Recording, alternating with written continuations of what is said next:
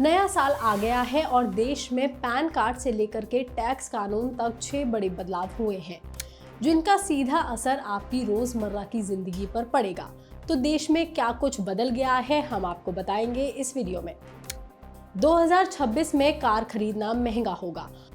अगर आप नए साल में कार खरीदने का प्लान कर रहे हैं तो आपको झटका लगने वाला है, क्योंकि कई प्रमुख ऑटोमोबाइल कंपनियां अपनी गाड़ियों की कीमतों में बढ़ोतरी करने जा रही हैं।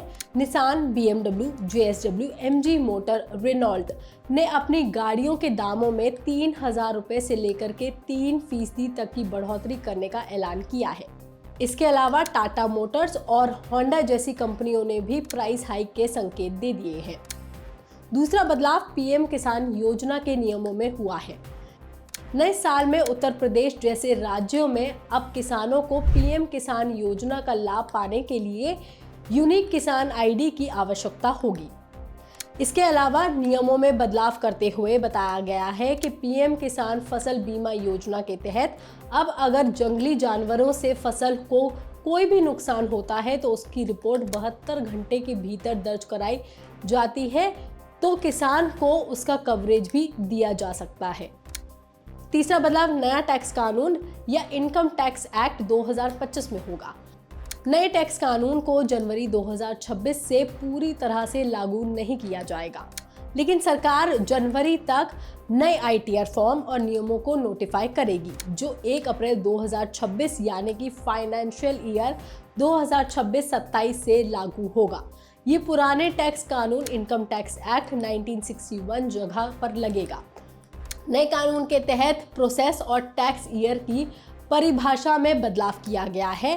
ITR फॉर्म को सरल बनाया जाएगा और सिस्टम को सरल बनाया जाएगा।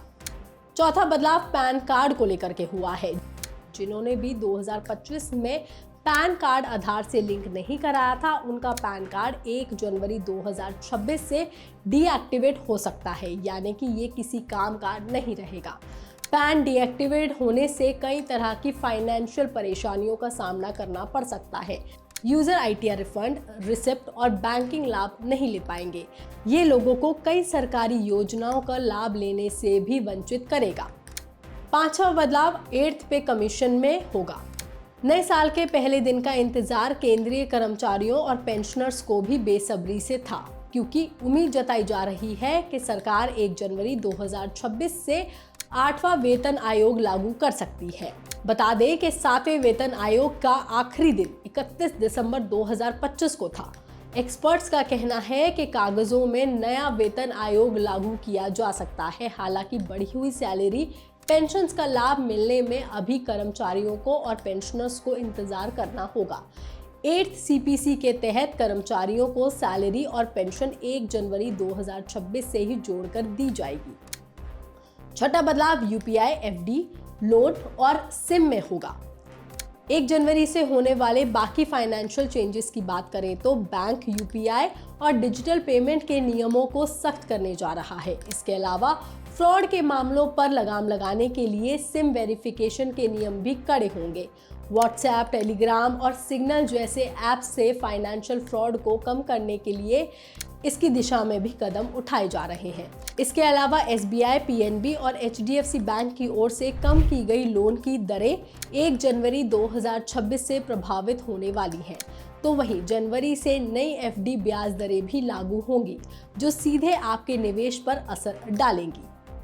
ये बदलाव, ये खबर, ये जानकारी आपको कैसी लगी, आप हमें कमेंट करके ज़रूर बताएं। बाकी तमाम खबरों के लिए आप देखते रहिए लोकमत हिंदी।